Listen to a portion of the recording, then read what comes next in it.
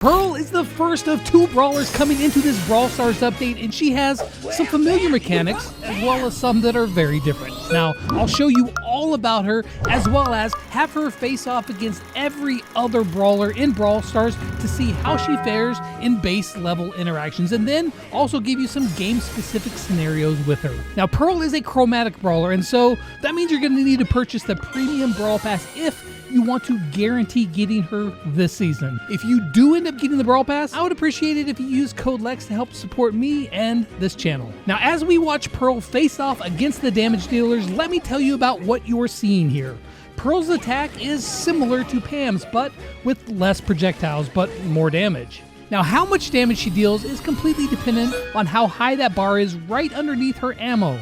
That is a heat bar. The higher the heat bar is, the hotter the cookies that she shoots out. And of course, the hotter the cookies she shoots means she deals more damage. And as you can see here against 8-Bit, that damage is enough to take out even one of the most deadly brawlers in the game. Now, her range isn't really far, but the cone that she shoots is pretty tight, which means she can still pump out damage from a decent range. But unlike Surge, her damage comes out slower, yet it's still enough to take him out thanks to her second star power, Heat Shield. This star power gives her a 20% shield whenever that heat bar is over 80% filled, and this combined with her damage makes her very good in these tests. Some of these brawlers are barely standing after a single ammo from Pearl. Now granted, this is the best possible scenario for her with her shield and high heat, but I wanted to give you an idea of the power that she has. Now in a game against the damage dealers, she's going to do pretty well. She has the health to soak up some shots and easily enough damage with her main shot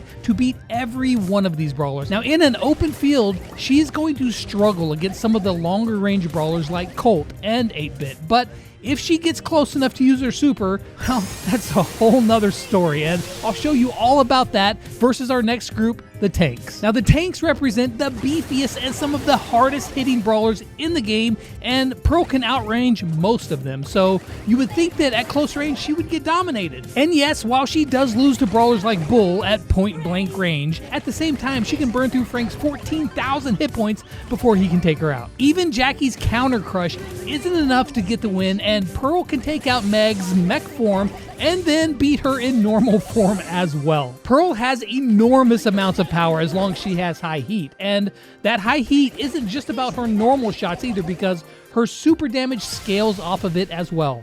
Now her super is very similar to Maisie's super in that it blasts a circle around her with damage, however it does have a much smaller radius. That being said, Pearl's super also destroys walls. Now, normally the super would take a ton of heat in the process of using it, but if you equip her first star power, the amount of heat used by her super is cut in half. Pearl is classified as a damage dealer, so it's no wonder that she can pump out the damage, but to stand toe-to-toe with Daryl and just barely lose, yeah, she's a powerhouse, or like a power oven. Now the crazy thing is, she can deal even more damage than what you're seeing right now, because her first gadget, called Overcooked, will make her next shot deal an extra 60% damage over 3 seconds. And to make matters even worse for tanks, when Pearl activates her hypercharge, it will also inflict damage over time with her super, as well as, of course, boost her normal stat. It is deadly, and you for sure do not want to stand in it. You'll know when she has max heat because she'll start to steam, and if that's the case, you might want to wait until she's used some shots on some other people before you approach her, or you might just get burned. Now, against all of these throwers, Pearl, of course, smashes them. Grom gets destroyed, Barley goes down in a flash, and Dynamite, yeah, he gets obliterated too. Penny can't take the damage, although she does at least get off some damage, and Sprout has a real tough day in the office too. Now, in a real game, I wish I could tell you that it's all going to be alright as a thrower, but yeah, remember her super and how it breaks walls?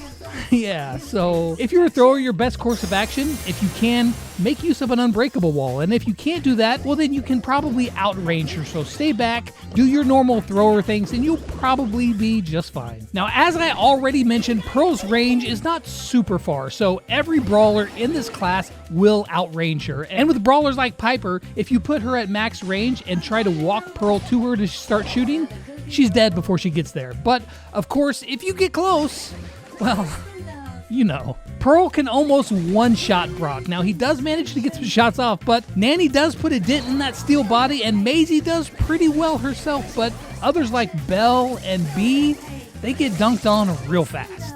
Now, in a real game, this is actually a pretty good matchup for the long-range brawlers, as long as you keep your range and you hit your shot. But if you let her get within her range, she's gonna slaughter you, or at least send you running for more cover. She just has overwhelming damage if she can get close to you with her heat built up. But that heat is the main thing for her, and you're gonna see how that affects her in different game scenarios versus the assassins. One of Pearl's biggest weaknesses is being in prolonged fights. Because her heat bar goes down pretty rapidly, after a few shots, she doesn't have any heat left, and those cookies don't deal as much damage as they should.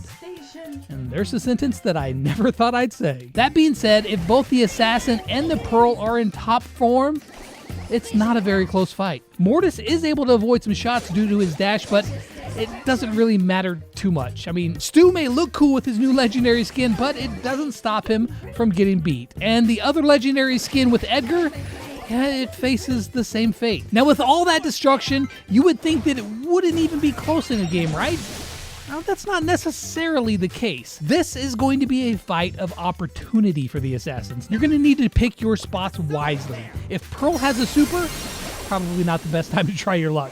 If she has full heat, again, no. But if you see she's been in a fight and is low on heat, well then now it's your time to shine and get in there and get that kill. So pick your spots well and you'll do all right. But choose poorly, and that chocolate chip cookie to the face is definitely gonna hurt. Now, the support brawlers are known for their healing prowess, but what I haven't told you is that Pearl could actually heal as well. Her second gadget makes it so that her next shot can heal her teammates. Now, of course, it's not nearly the same amount of healing as someone like Byron can do, but then again, the damage difference is pretty one-sided as well. Now, Pam and Pearl's shots are very similar, but I think Pam might have been distracted by the cookie. Both Max and Ruffs shoot fast, but their health goes down just as fast. And Doug is probably the best shot with his healing and his damage, but Pearl just grabs that hot dog and you know what?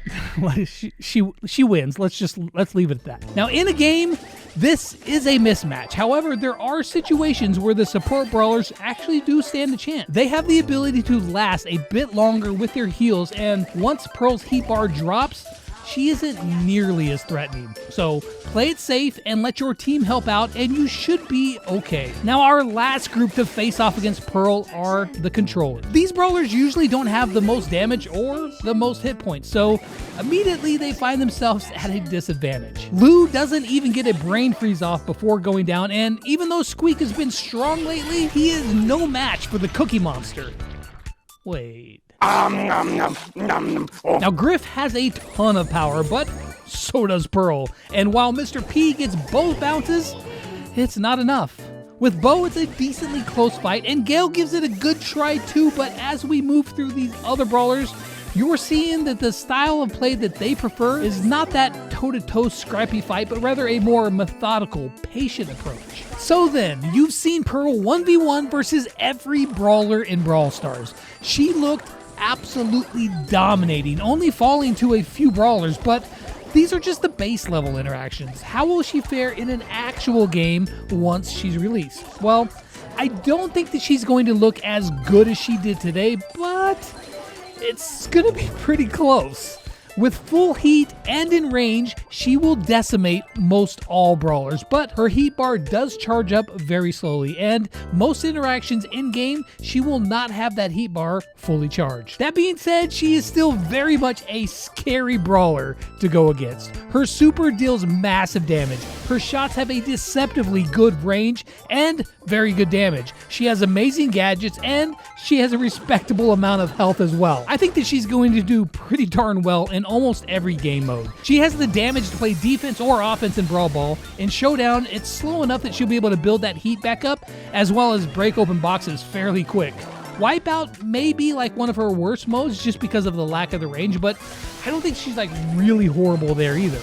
In Gym Grab, I can see her holding the lane as well as being able to go aggro as well. Overall, just off her sheer damage and versatility, I'd give her a solid 9 out of 10. Now, I do think that there's a good chance that she's going to get some nerfs, but overall, I really like her. However, I don't think she's nearly as fun as the other new brawler, Chuck, so come back and see how he does.